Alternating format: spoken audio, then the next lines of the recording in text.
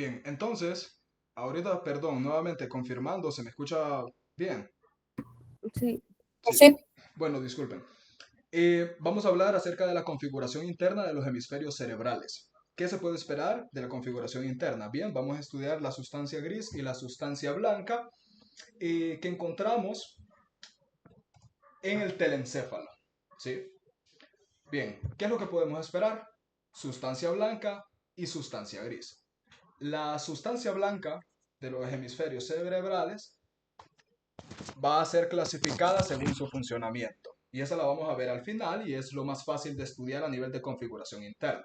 El grueso de configuración interna es en sí la sustancia gris. En particular, los núcleos basales. Y esto es porque por lo general se entiende a núcleos basales como componentes motores. Funcionalmente tienen importancia en la regulación del movimiento, en la actividad motora, pero a nivel anatómico, nosotros vamos a referirnos a los núcleos de la base como aquellas sustancias, bueno, aquella sustancia gris, perdón, que se encuentra en la profundidad de los hemisferios cerebrales, más específicamente en la base de los hemisferios cerebrales. Y es precisamente por ello que se les denomina núcleos basales. Ahora, unos términos que es importante tener en cuenta. ¿Qué es núcleos basales? Nosotros lo abordaremos desde el punto de vista anatómico. Entonces, vamos a considerar el cuerpo estriado, el cuerpo amigdalino y el claustro como componentes de los núcleos basales. Esto desde el punto de vista anatómico. Ahora, por el otro lado, ¿qué es el cuerpo estriado? El cuerpo estriado va a estar compuesto por núcleo caudado y núcleo lenticular. Estos son los componentes motores del cuerpo estriado.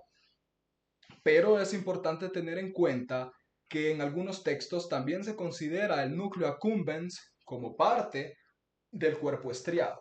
Ya vamos a ver que está muy relacionado anatómicamente con el núcleo caudado y una porción del núcleo lenticular que es el putamen. Ahora, continuando, ¿qué es el estriado? Vemos que no tenemos que confundir el estriado con el cuerpo estriado. El cuerpo estriado habla del núcleo caudado y el núcleo lenticular en cuanto a la función motora, pero incluimos a la accumbens por la situación anatómica. Ahora, por otro lado, el estriado va a tener al núcleo caudado, pero también a un componente del núcleo lenticular, y ese es el putamen. Funcionalmente esto es importante, pues nos vamos a referir al estriado como aquellos componentes que reciben las aferencias hacia los núcleos de la base. Perdón, me pasé. Hacia los núcleos de la base en cuanto a la función motora, ¿no? Y en otros textos, agarro aquí otra vez el accumbens y lo coloco aquí con un asterisco porque suele incluirse también. Ahora, el pálido. El pálido, también conocido como globo pálido y también como palio estriado, es el otro componente del núcleo lenticular. El núcleo lenticular está compuesto por el putamen y el globo pálido. A su vez, ese globo pálido se va a dividir en un segmento interno y un segmento externo. Esto es muy importante desde el punto de vista funcional. Ahora nos movemos. Ahora, continuando con términos. Hay algunos autores que dicen que los núcleos de la base incluyen a estructuras que no forman parte del telencéfalo, como por ejemplo la sustancia negra que se encuentra en el mesencéfalo. ¿Sí? Aquí la encontramos entre el pie peduncular y el tegmento del mesencéfalo. Sustancia negra. Por otro lado está el núcleo subtalámico, que si nosotros recordamos, segundo parcial forma parte del diencéfalo. Perdón. El núcleo rojo se encuentra en mesencéfalo, podemos observar, y estos tres son los que están relacionados funcionalmente en cuanto a la función motora de los núcleos de la base, que esa es la más importante. En cuanto a patologías también, como por ejemplo Parkinson, atetosis o balismo. Pero aquí también agregué la amígdala. El núcleo amigdalino tiene una función completamente aparte. Y realmente no tuve que agregarlo aquí porque se dice, la intención de esta diapositiva era decir cuáles estaban relacionados funcionalmente. Y eso solo serían los tres primeros. Pero la amígdala funcionalmente no es que está relacionado, pues forma parte del sistema límbico, no del sistema motor. Pero lo agrego porque anatómicamente sí que está muy relacionado y encima la amígdala forma parte de los núcleos de la base desde el punto de vista anatómico, pues se encuentra en la profundidad del lóbulo temporal. Entonces, siguiendo la premisa de que los núcleos de la base son aquellos que se encuentran en la base de los hemisferios cerebrales, la amígdala forma parte de los núcleos de la base. Ahora, ¿qué es el sistema motor? El sistema motor va a estar compuesto por el sistema piramidal y el sistema extrapiramidal. Fácilmente diferenciamos los dos de la siguiente manera. Funcionalmente el sistema piramidal es aquel control motor voluntario que nosotros pues podemos llevar a cabo a voluntad. Y este debe estar compuesto anatómicamente por el tracto córtico-espinal y el tracto córtico-nuclear. Por medio del tracto corticoespinal, nosotros, por ejemplo, podemos llevar a cabo el control motor de la porción distal de nuestros miembros a voluntad.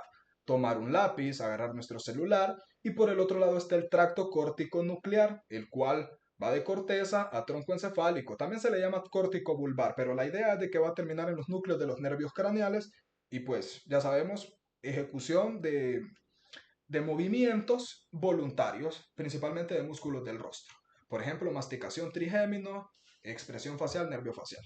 Ahora, el sistema extrapiramidal va a estar compuesto ahora sí por los núcleos de la base, pero además otras estructuras. Aquí puse al cuerpo estriado y el claustro como componentes de los núcleos de la base que tienen relación anatómica y se dice motora. Aunque desde ahorita les digo que en cuanto al claustro o antemuro no se sabe muy bien la función, pero se dice podría tener alguna función de tipo motor por las conexiones, pero por lo pronto se maneja que no se sabe la función en la mayoría de los textos. Ahora, ¿qué otros componentes? Los que ya hablamos anteriormente. Sustancia negra, núcleo subtalámico, núcleo rojo e incluso el cerebelo forman parte del sistema extrapiramidal.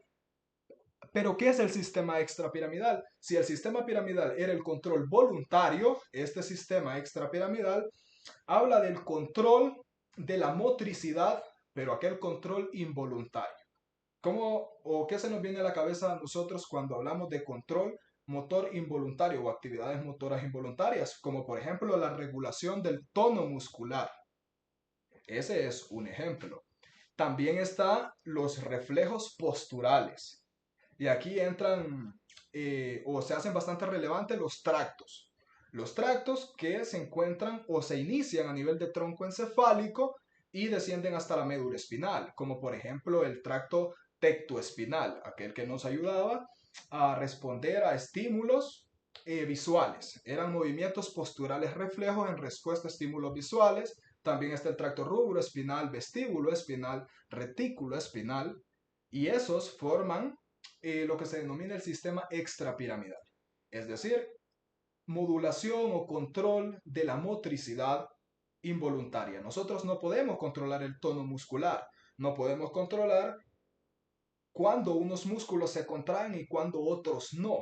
Cuando estamos sentados, por ejemplo, o cuando estamos parados, cuando vamos a correr, cómo se prepara nuestro cuerpo en posición antes de que nosotros pues pongamos en marcha una carrera, por ejemplo.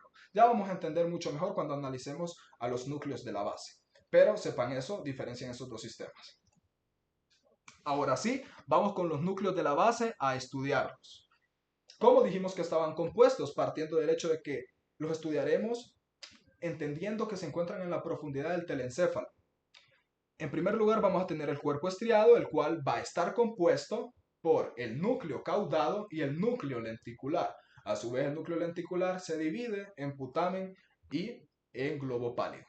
Vamos a tener el núcleo amigdalino, que se encuentra en la profundidad del lóbulo temporal y forma parte pero del sistema límbico. Por el otro lado está el antemuro claustro, que ese no conocemos la función a ciencia cierta, pero se dice que podría tener unas conexiones con los núcleos de la base y tener algún tipo de función en la regulación motora. Pero se descarta esa posibilidad, pues no se sabe a ciencia cierta. Ahora bien, vamos a empezar con el núcleo caudado. Este va a tener distintos componentes. Va a tener una cabeza, un cuerpo y una cola. Pero vamos a delimitar estas estructuras anatómicamente. Y es que el núcleo caudado va a tener estrecha relación con los ventrículos laterales. Si bien los ventrículos o el sistema ventricular lo vamos a ver hasta la próxima semana, necesitamos esas relaciones anatómicas justo ahora. En cada hemisferio cerebral vamos a tener ventrículos laterales. Los ventrículos laterales van a tener distintas partes.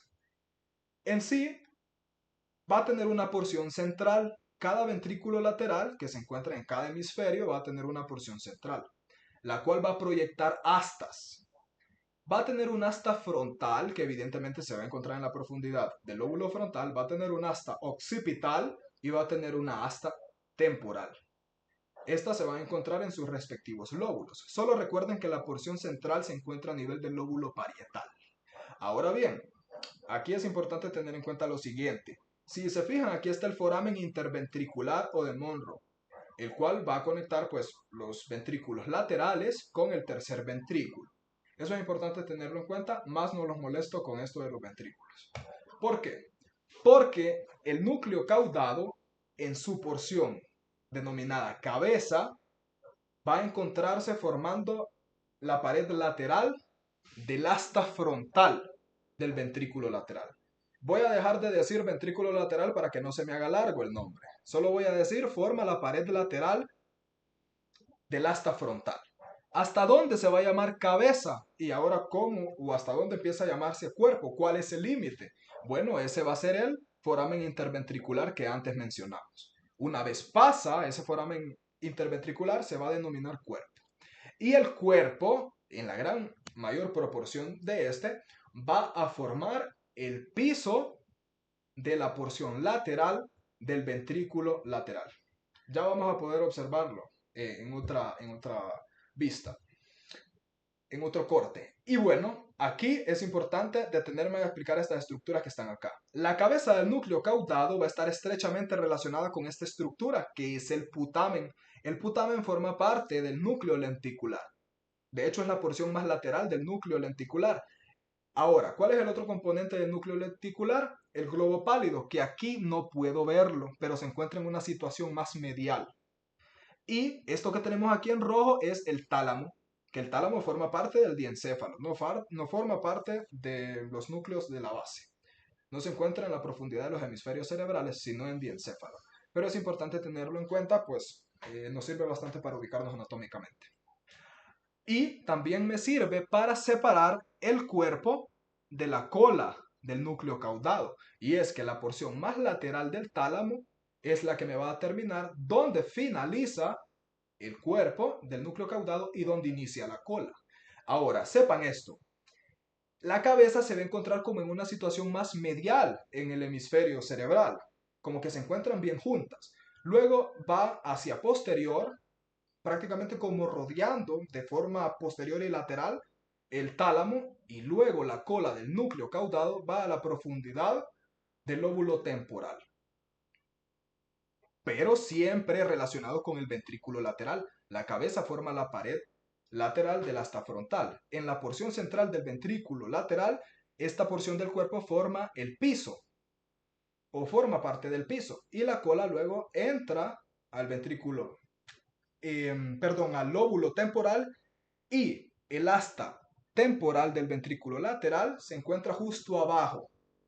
Entonces la cola del núcleo caudado forma el techo.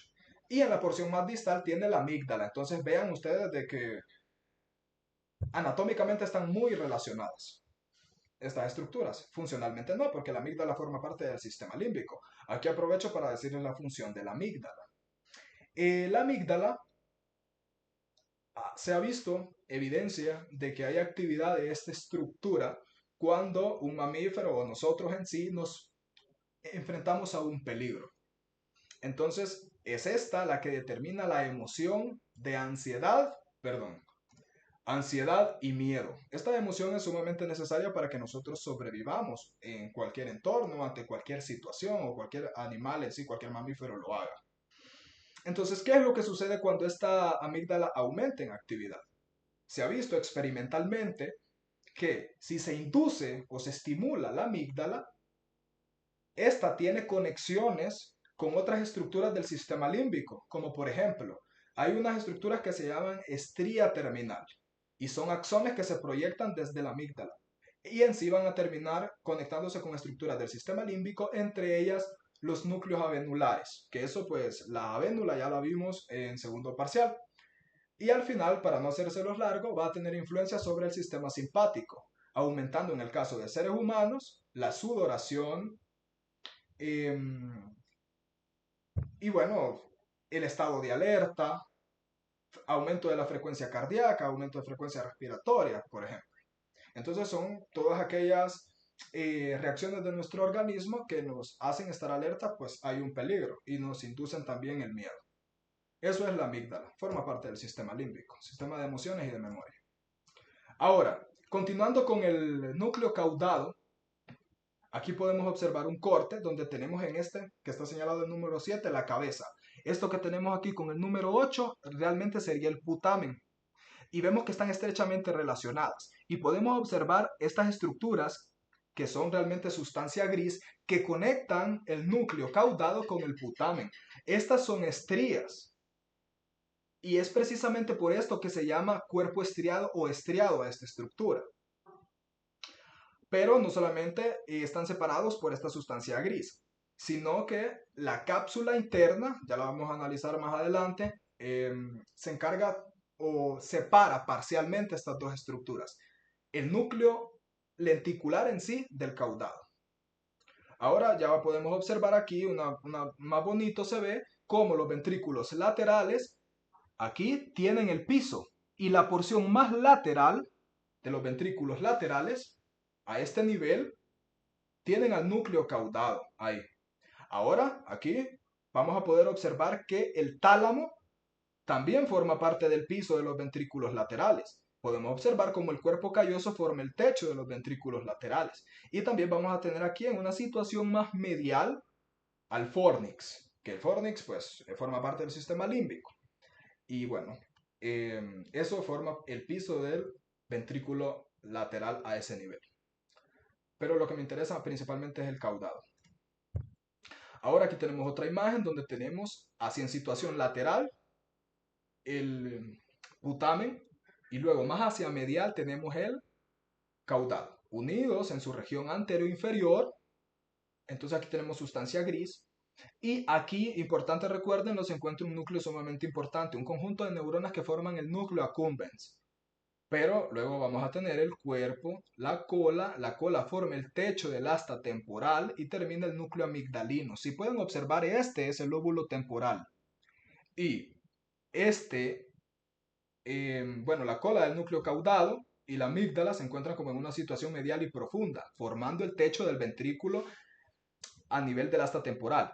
Y aquí podemos observar que parece una patita de un animal, ese es el hipocampo. De hecho, se le llama también pie del hipocampo porque parece que fuera una pata. Pero el hipocampo, para que lo relacionen, forma más que nada parte del piso del asta temporal, mientras que la cola del núcleo caudado el techo. Y esas pues fueron consideraciones anatómicas. Aquí continuando, aquí se ve más claro desde una visión superior, tenemos que estos son las astas temporales. El piso de las astas temporales pues, está formado, como podemos observar, por los hipocampos. Los hipocampos hacia posterior tienen o desprenden fibras de sustancia blanca desde sus núcleos y forman los pilares posteriores del fornix. Aquí podemos observar la comisura del fornix. La comisura o las comisuras también las vamos a observar, conectan estructuras de ambos hemisferios cerebrales. Y luego vamos a tener el cuerpo del fornix. Hacia anterior se forman los pilares anteriores del fornix y vean esta estructura que está aquí. Este es el septum pellucidum o el septum pelluceo, el cual hacia arriba se conecta con el cuerpo calloso. Pero esta es una región bastante anterior del cuerpo calloso. Entonces esta sería la rodilla. Ya vamos a poder observar más adelante todas estas estructuras en detalle.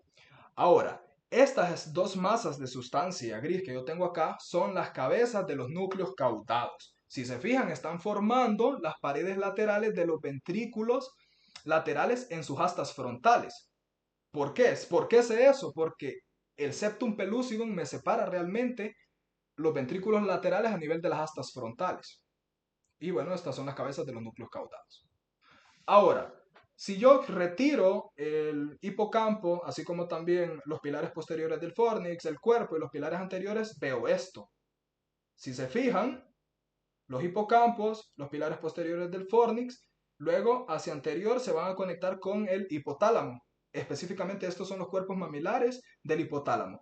Todo esto forma parte del sistema límbico, entonces no daré detalles de esto, pero forma parte de la configuración interna de los hemisferios cerebrales en sí.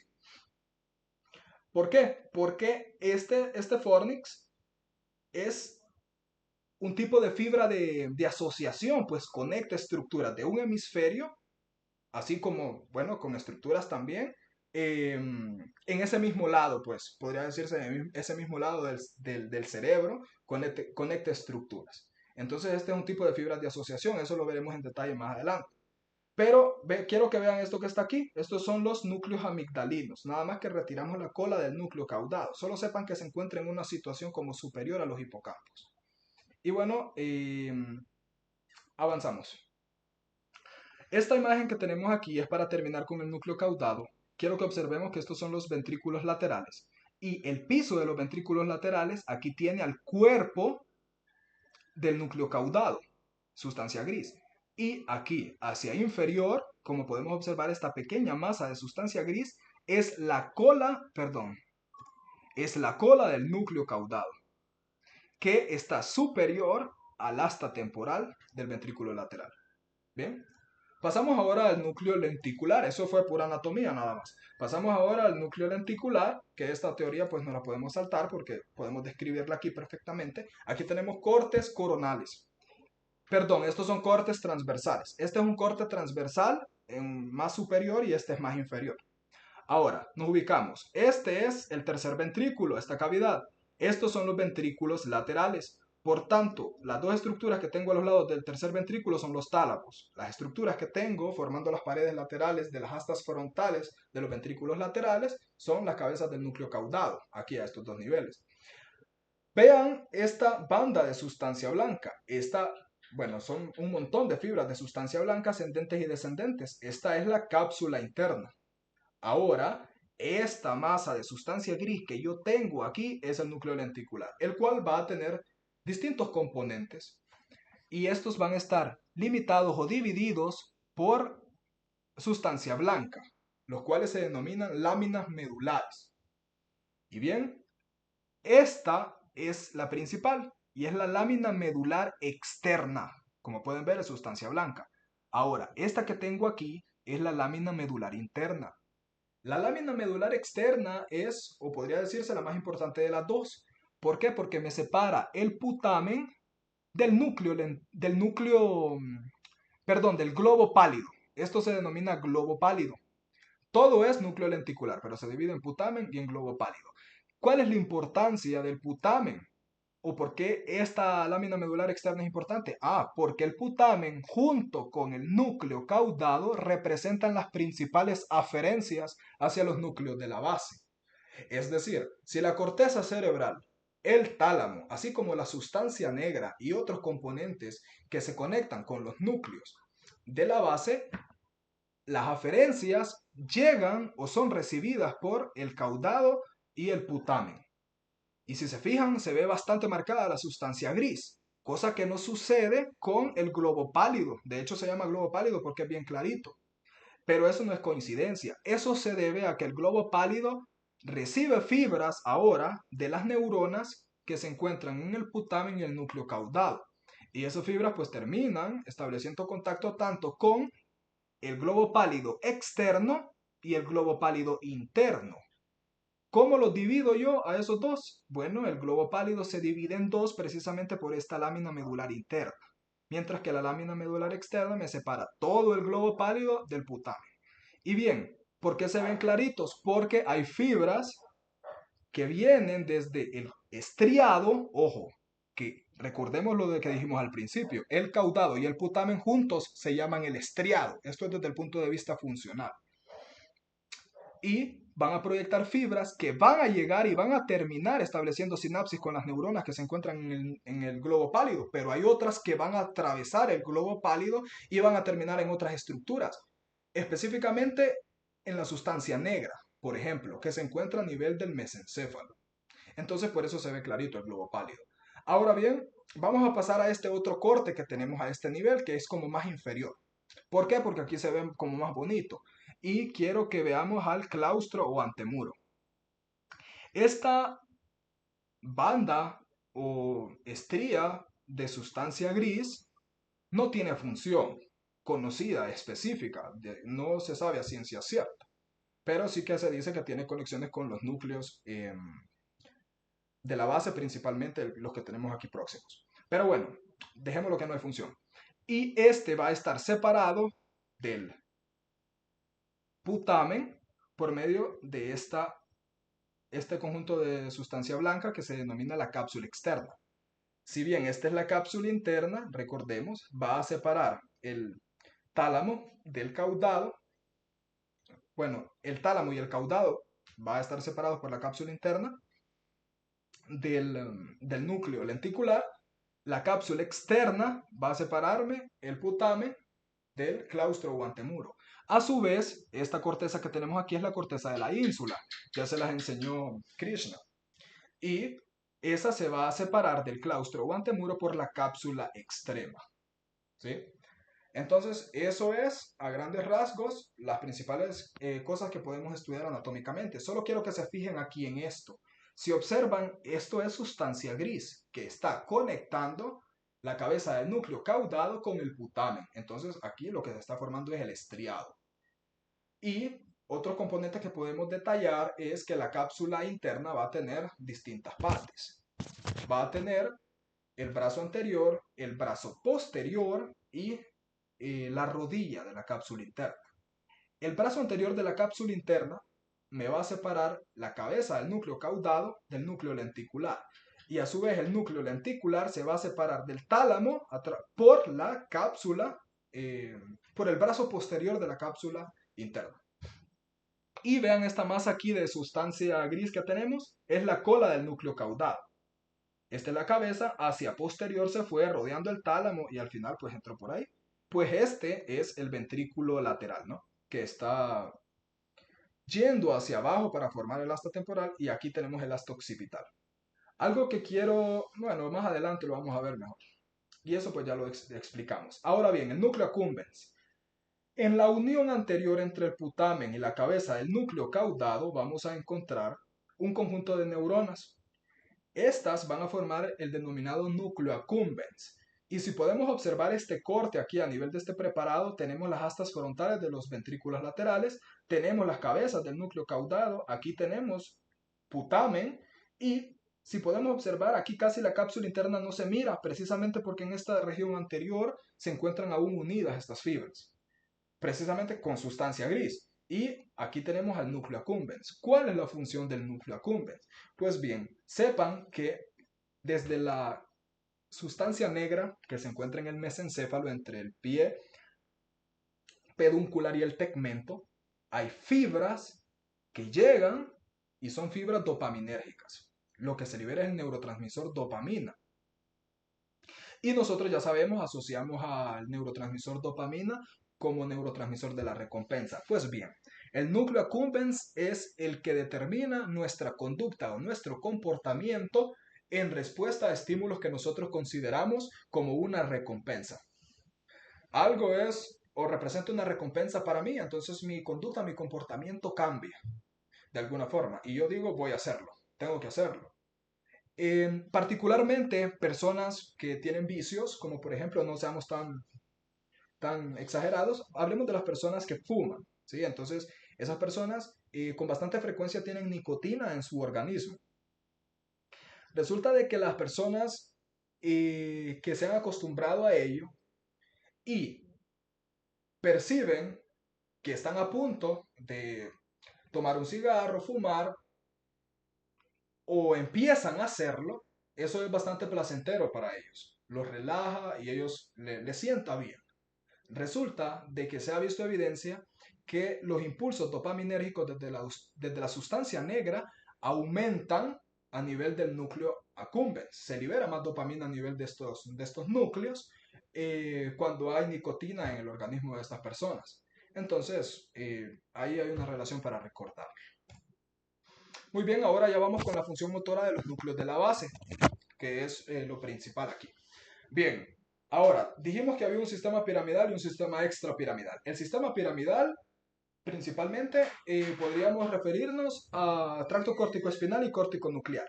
Enfoquémonos en el córtico espinal. Es aquel que desde la corteza motora primaria, pero también corteza motora suplementaria, pero principalmente la primaria, nos permite controlar a voluntad las porciones distales de nuestros miembros. En particular, este señor, que es un futbolista, está controlando la porción más distal de su miembro inferior, derecho. Pero él, si se fijan, tiene toda una postura que es necesaria que se lleve a cabo o que se posicione de esta forma para llevar a cabo dicho movimiento, lo que sea que quiera hacer, alguna pinta, la elástica, alguna cocina. ¿Qué sucede? Él no piensa en toda esta postura que hace, todos estos cambios posturales, donde hay variación en el tono de ciertos músculos, se activan ciertos músculos, se inhiben otros, hay cierta intensidad del movimiento, hay amplitud también del movimiento calculado. Eso, de todos esos detalles, él no se entera. Él solo sabe de que sea con sus manos o sea con sus pies, independientemente, él necesita realizar una acción voluntaria. Pero se requiere de una preparación de posicionamiento. Específicamente o más pronunciada es este posicionamiento postural a nivel de la cintura pélvica y cintura escapular. Vemos de que los brazos también adquieren cierta posición. Esto solo se lleva a cabo de forma aprendida, realizando actividad motora constantemente, y esta programación que se gana pues haciendo muchas veces una actividad de ejecución se almacena, por así decirlo, a nivel de los núcleos de la base.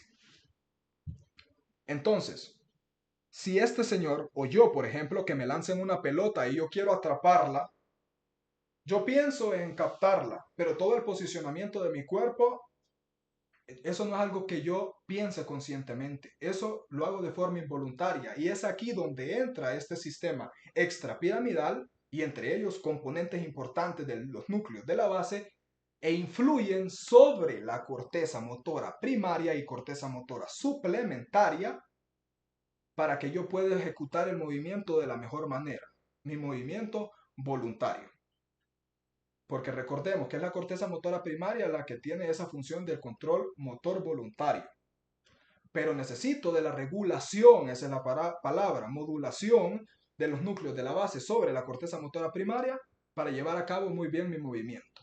Es como que los núcleos de la base activan e inactivan ciertas neuronas a nivel de la corteza motora primaria con la finalidad de que se activen o inactiven ciertos músculos, con la finalidad de que mi movimiento sea el mejor. Bien, entonces hablaremos del funcionamiento de los núcleos basales. Para empezar, participan en la regulación de los movimientos lentos y sostenidos o estereotipados. Esto implica movimientos asociados. Cuando yo camino, lo hago de forma voluntaria. Por ejemplo, yo camino y digo, yo voy a caminar a la pulpería. Pero el movimiento pendulante de mis brazos, por ejemplo, es algo que es controlado por los núcleos de la base. En caso de que yo tenga algún daño a nivel de los núcleos de la base, mis brazos pueden tornarse rígidos, incluso mis pasos pueden tornarse rígidos. No parece una marcha normal, donde hay secuencia del movimiento, un pie primero y luego el otro. Entonces los núcleos de la base detienen y vigilan los movimientos que nosotros ejecutamos. Por el otro lado, el planeamiento motor es otra función de los núcleos de la base. Esto principalmente tiene que ver con la ejecución de movimientos habilidosos y se dice de que es el putamen el que está implicado principalmente en esto. ¿Qué significa planeamiento motor? Resulta de que al igual que en la corteza premotora, donde se almacenaba información de movimientos aprendidos, recuerdan de eso de configuración externa y funcionamiento de la corteza cerebral, los núcleos de la base también cuentan con esta función del planeamiento motor. Un ejemplo de esto puede ser cuando yo voy a teclear mi computadora, cuando quiero mecanografiar, por ejemplo. Hay toda una preparación de las porciones más proximales de mis miembros superiores del posicionamiento para que yo efectúe dicho movimiento. Ahora, otra función que cumple es el control cognitivo de la actividad motora. Antes hablamos del planeamiento. Esto tiene que ver con programación del movimiento de lo que nosotros ya hemos aprendido. Pero ahora esto de control cognitivo de la actividad motora es que yo pienso que debo ejecutar cierto movimiento. Yo, por ejemplo, digo, me siento en peligro porque hay un tigre, entonces yo necesito correr. ¿Por dónde voy a correr? ¿Por dónde me voy a ir? Resulta de que antes de que nosotros empecemos a realizar un movimiento, se ha visto que ya hay actividad en los núcleos basales. Entonces estos nos preparan, estimulando la corteza motora primaria para que ya nosotros efectuemos aquellos movimientos voluntarios para empezar a correr. Nos regula ese movimiento. Entonces veamos el proceso cognitivo desde ese punto de vista. La voluntad de ejecutar un movimiento. En ello participan los núcleos basales. Ahora, por el otro lado está la modificación cronológica y la intensidad de movimientos. Esto hace referencia a la velocidad con la que yo ejecuto un movimiento, sea correr o sea escribir, ¿no? Si yo escribo de forma rápida, eso está regulado por los núcleos de la base. Y en cuanto a la intensidad de los movimientos, se refiere, por ejemplo, a qué tan grande hago la letra o a qué tan pequeña la hago, qué tan feos son mis ganchos, ¿sí? Lo regulan. Si yo tuviese un daño en cualquiera de los circuitos de los núcleos de la base, la intensidad de movimientos o puede verse reducida o puede verse bastante aumentada. Ahora bien, resulta de que no hay tanto tiempo para explicar este mecanismo, pero bueno, ustedes ya lo vieron en el laboratorio. Solo destacar las conexiones que existen funcionalmente entre estructuras que no son del telencéfalo, que no cumplen con aquella premisa anatómica de que los núcleos de la base se encuentran en la base de los hemisferios cerebrales. Este es el tálamo, ¿sí? Sumamente importante para las conexiones entre la corteza cerebral y los núcleos de la base. Esta es la corteza cerebral. Esto es el cuerpo estriado. Perdón, es el estriado. Porque el cuerpo estriado sería todo esto. El estriado solo es esto que estoy encerrando aquí y está compuesto por núcleo caudado y el putamen. Ahora, este es el globo pálido externo y este es el globo pálido interno. Lo que yo quiero que vean es que el núcleo subtalámico participa en la regulación de la actividad de los núcleos de la base. Lo mismo sucede con la sustancia negra.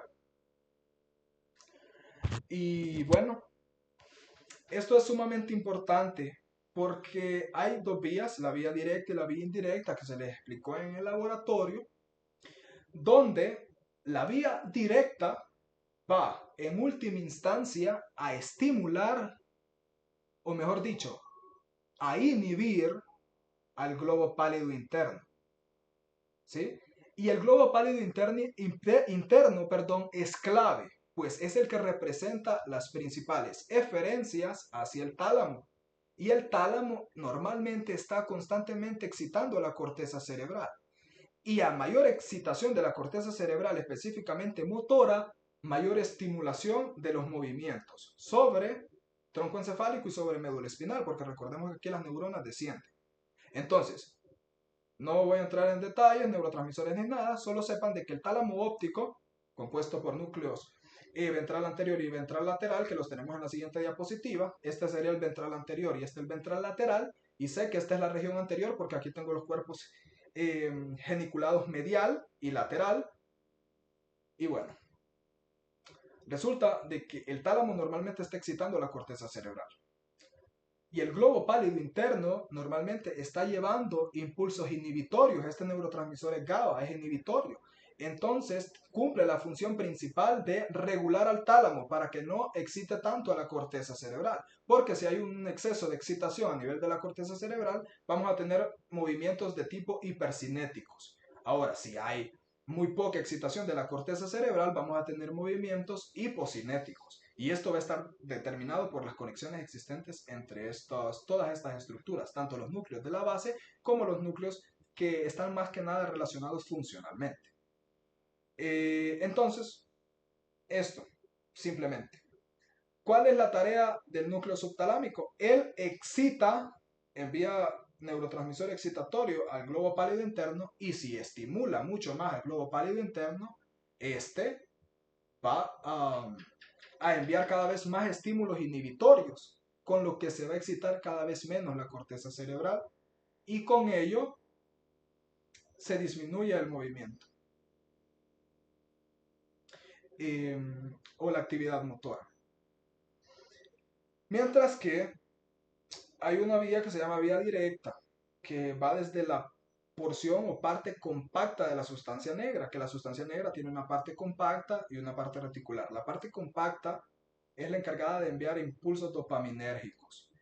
Y estos van a llegar a unos receptores. Pero en sí, la vía directa, que tiene receptores de tipo D1, si los estimula, lo que va a generar al final, lo que genera al final es inhibición del pálido interno, con lo que se disminuyen los impulsos inhibitorios desde el pálido interno hacia el tálamo y entonces, como no me inhiben al tálamo, el tálamo cada vez excita más la corteza. Con lo que la vía directa lo que va a hacer es aumentar, si se estimula la vía directa, va a aumentar los impulsos excitatorios a la corteza y aumenta la actividad motora. Mientras que por el otro lado, la vía indirecta va a estimular los receptores de tipo D2. Vean ustedes de que la porción compacta de la sustancia negra lo que libera es dopamina, pero lo que va a determinar el resultado va a ser los receptores que active. Si activa receptores de tipo D2, al final lo que va a generar es una inhibición en primer lugar de este núcleo, que es el pálido externo, y este si se inhibe, a la vez se van a disminuir unos impulsos inhibitorios hacia el núcleo subtalámico. Y si no se inhibe el núcleo subtalámico, este va a excitar cada vez más al globo pálido. Y si excita mucho al globo pálido, este inhibe con el GABA cada vez más al tálamo. Y bueno, esto termina pues por generar eh, baja actividad motora. Es un poco como engorroso esto y no sé si tienen dudas respecto a ello o avanzamos.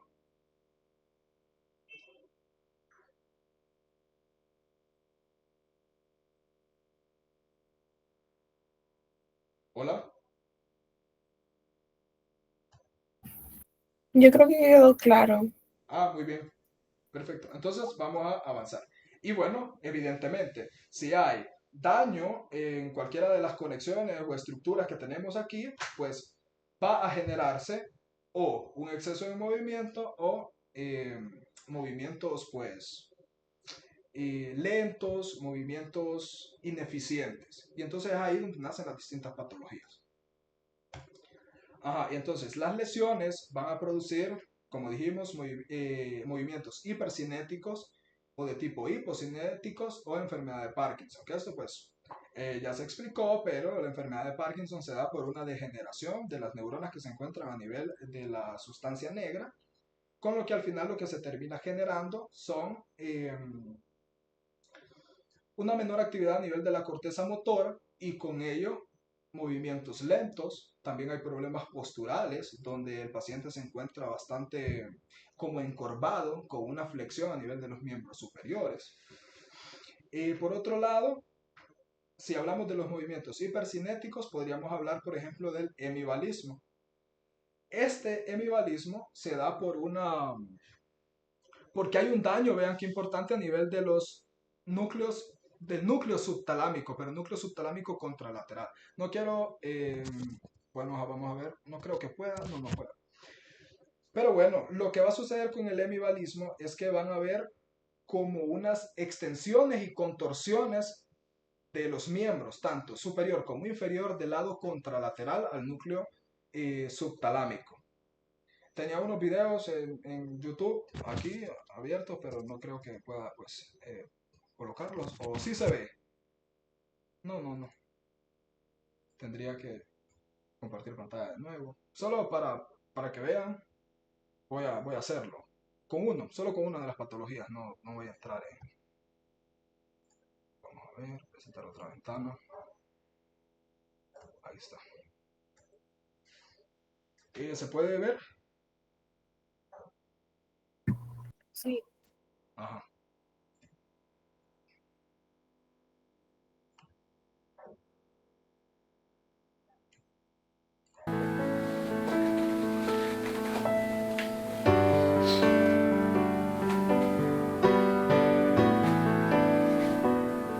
Doble su rodilla derecha, por favor.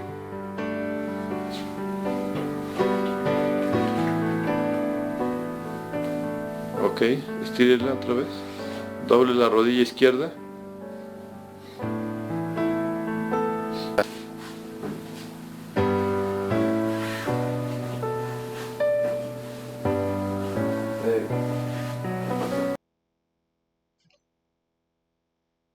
Bien, entonces si se fijaron, ese es un caso de hemivalismo.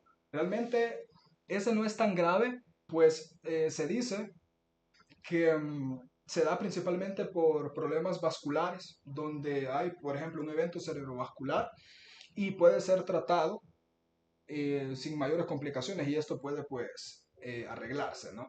Pero como podemos observar, el brazo derecho y la pierna derecha pues tienen esos movimientos de las porciones más proximales y son como que se alejan del cuerpo y la persona no es que tiene parálisis, porque la persona sí puede realizar movimientos a voluntad, porque la corteza motora está íntegra. Cuando hay parálisis es cuando la corteza motora pues está dañada, pero en este caso está íntegra.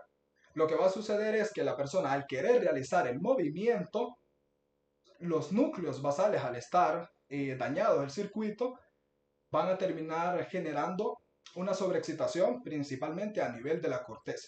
Entonces podemos observar de que no están bien regulados los movimientos. Entonces únicamente eso, porque si no nos agarra Navidad con otros videos que tenía, eh, entonces continuamos. Ajá. Ahora vamos a hablar de la sustancia blanca. Esto es sumamente más rápido. Eh, Esta va a estar compuesta, dentro de los hemisferios cerebrales, va a estar compuesta de fibras comisurales, fibras de asociación y fibras de proyección. Fibras comisurales. Entre estas vamos a tener estas, las cuales, entre ellas tenemos la principal, que es el cuerpo calloso, la comisura anterior, comisura posterior, comisura avenular y comisura del fórtex.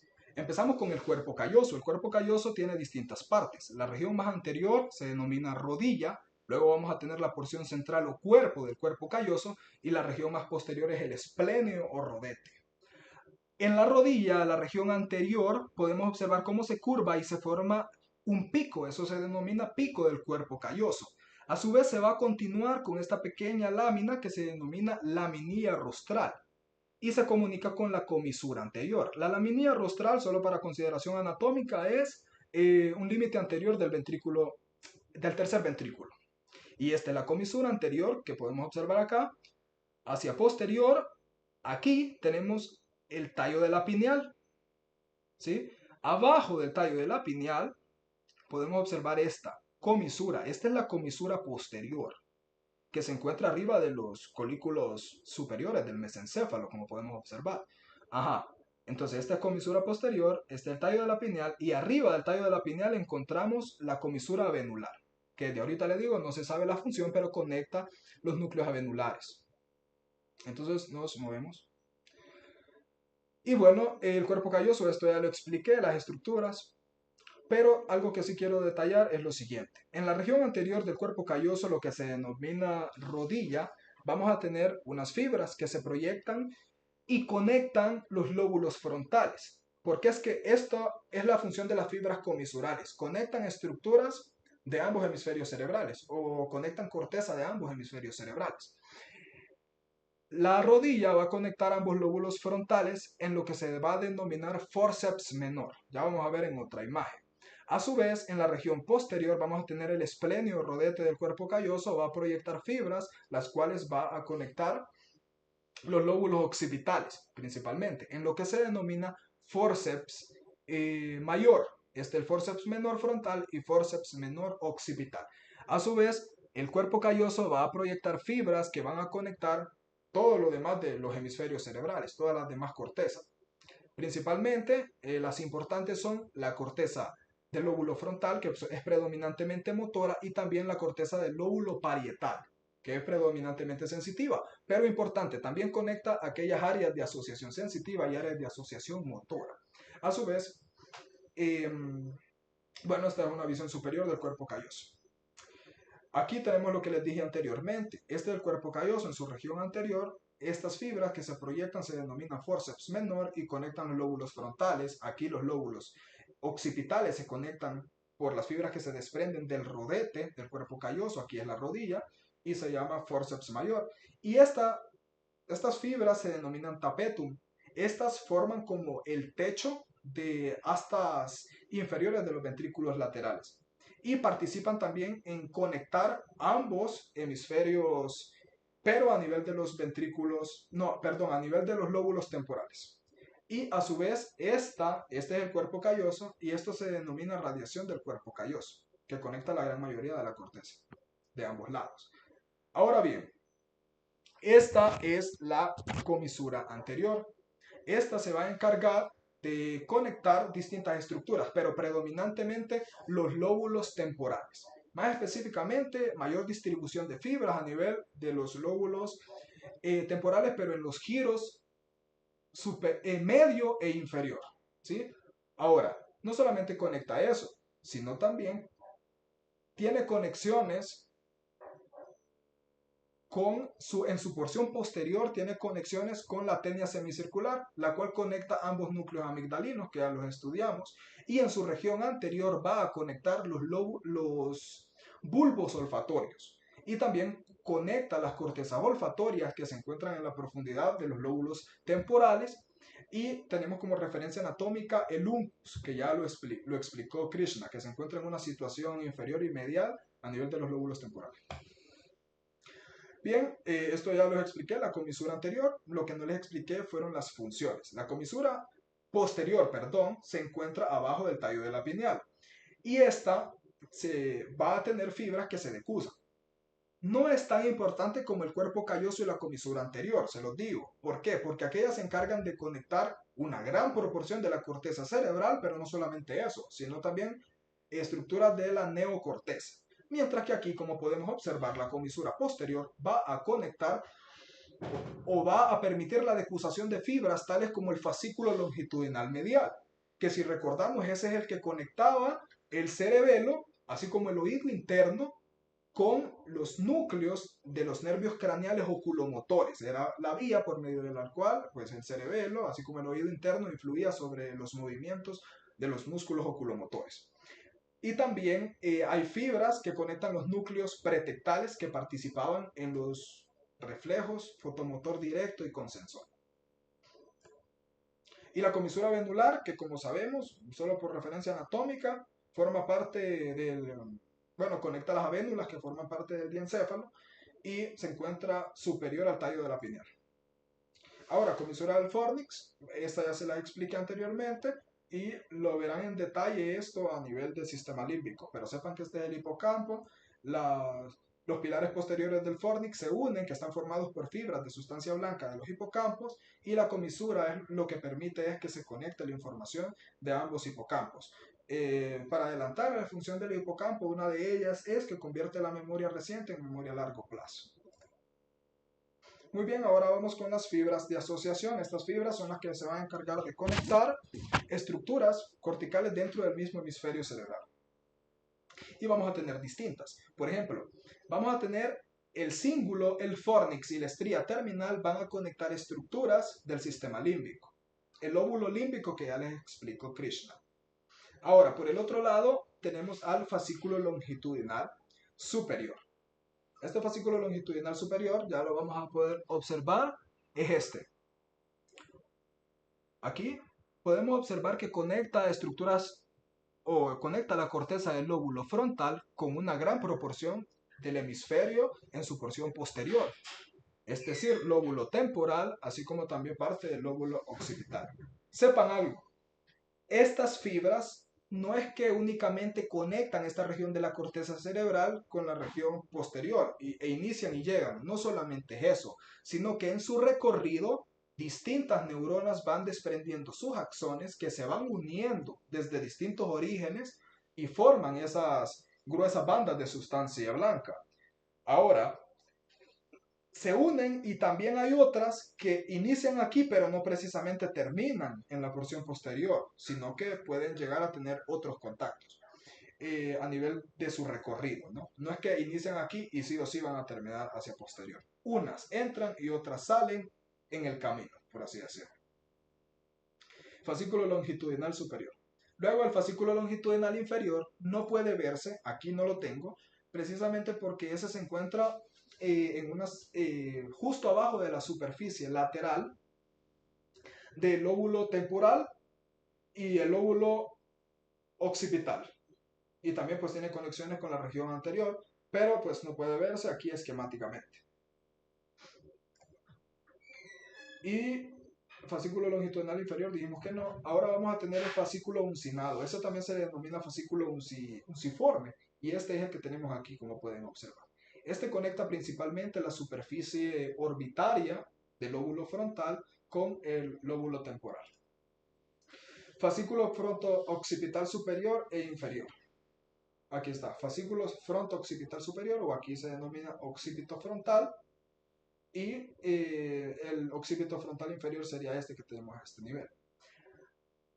Ahora, ¿cuál sería la importancia de estas fibras comisurales? Como por ejemplo, había un fascículo que se llamaba fascículo arcuato. Resulta de que ese es el que me permite, por ejemplo, conectar el área de Broca con el área de Wernicke. Es decir, el área motora del habla o motora del lenguaje con el área sensitiva del lenguaje. Hay algo importante, bueno, aún no vamos con las fibras de proyección, pero hay algo importante que quiero destacar en cuanto al cuerpo calloso, que se me olvidó decirles. Y es que el cuerpo calloso, en ocasiones, hay personas que se les ha hecho una comisurotomía, es decir, se les han cortado fibras del cuerpo calloso, precisamente porque tienen una epilepsia que es generada en uno de los hemisferios. Por tanto, procuran cortar el cuerpo calloso con la finalidad de que la epilepsia no pase al otro lado y que las convulsiones generadas por la epilepsia se limiten a un lado del cuerpo, que en todo caso sería el lado contralateral, ¿no? Entonces, solamente decir eso. Algo que es interesante es que a pesar de que se corte el cuerpo calloso, la persona no presenta complicaciones en cuanto a la cognición, el comportamiento, su personalidad, pues lo que sucede es que cada uno de los hemisferios funciona como un encéfalo aparte, como que cada uno ha sido especializado para ciertas funciones. El detalle está cuando se requiere que ambos hemisferios cerebrales trabajen en conjunto, como por ejemplo, recordamos que el área de Broca, que es el área motora del lenguaje, se encuentra en el hemisferio izquierdo, ¿sí? Bien, si a una persona se le da un objeto para que lo detecte, pero con los ojos cerrados, por ejemplo, en su mano izquierda y le dicen cierra los ojos, tienes que decirme o describirme qué es lo que estás viendo. Recordemos que las fibras propioceptivas que viajan por grasa cuneiforme van a decusarse a nivel del bulbo raquídeo. Si se decusan, esas fibras al final van a terminar del lado izquierdo, van a terminar, porque viene del miembro izquierdo, van a terminar en el lóbulo parietal del hemisferio derecho. Ajá, pero como se cortó el cuerpo calloso, esta información no puede pasar al otro lado, que es donde tenemos el área motora del habla, que es el área de Broca. Entonces esta persona, a pesar de que reconoce el objeto por estereoagnosia, no puede decir, estoy sintiendo esto y esto, porque no hay conexiones entre un hemisferio y el otro. Cosa contraria si le ponen el objeto que tiene que reconocer en la mano derecha, porque la mano derecha, las fibras al final van a decusarse hacia el lado izquierdo, llegan al hemisferio izquierdo y por fibras de asociación terminan en el área motora del habla. Entonces esa persona sí puede decir, lo que estoy sintiendo es un lápiz o un borrador. Y bien, ahora continuamos con las fibras de proyección, que nosotros pues las conocemos mucho mejor que todas estas. Son las que se van a encargar de conectar la corteza cerebral con regiones subcorticales. Las regiones subcorticales pueden ser tálamo, pueden ser los núcleos de la base mismos, puede ser el tronco encefálico, puede ser la médula espinal o puede ser cerebelo, ¿sí? Ahora, aquí vamos a tener la cápsula interna, que es la principal la principal fibra de proyección de todas, la cual pues tiene un brazo anterior, un brazo posterior y tiene la rodilla. Algo importante es que quiero que recuerden en la vía visual que habían fibras que se proyectaban desde el cuerpo geniculado lateral y formaban la denominada radiación óptica. Esas fibras se llaman realmente lentículo-calcarinas y forman parte de la porción posterior de la cápsula interna y se denomina porción retrolenticular de la cápsula interna. Y son un tipo de fibras de proyección porque conectan la corteza cerebral con regiones subcorticales como lo es el tálamo. Ahora, importante, para terminar, en el brazo posterior de la cápsula interna es donde descienden las fibras principales del tracto córtico-espinal y ya a nivel de la rodilla desciende el tracto córtico nuclear. Por tanto, aquí, a este nivel, las fibras que descienden para el control el control de los músculos del rostro es a este nivel. Y ya después, en situación más posterior, en el brazo posterior de la cápsula interna, hablaríamos de que más o menos esta región es para el miembro superior, luego está para el tronco, luego está para el miembro inferior, y así van las fibras, van en orden. Por tanto, eso serviría bastante para ver dónde puede haber una compresión de fibras en caso de que haya un tumor a nivel del tálamo, por ejemplo, o a nivel del núcleo caudado. Que si sabemos a nivel del núcleo caudado, lo que tendríamos es daño a nivel de la cápsula interna en su brazo anterior. Pero las fibras que descienden por aquí realmente en su mayoría son a partir de toda la corteza cerebral hacia el puente, en los tractos que se denominan tracto córtico-pontino. Bueno, y algo importante en cuanto a una lesión de la cápsula interna, si se dañan los 2/3 anteriores del brazo posterior, puede haber una hemiplegia espástica, que consiste en que va a haber parálisis rígida de los músculos contralaterales. Y claramente va a haber afección sensitiva también, porque también por aquí pasan fibras ascendentes. Y bueno, para terminar, la cápsula interna es esta. Al pasar a través del cuerpo calloso y el decusarse estas fibras, va a pasar a llamarse corona radial. Muchas gracias. Eso es todo.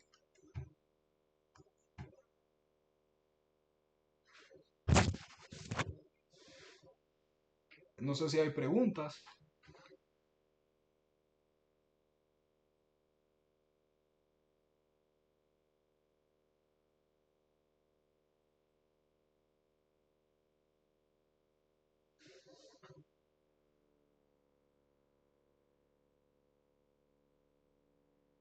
Bueno, entonces, si no hay preguntas, vamos a continuar con funciones corticales o funciones de la corteza cerebral.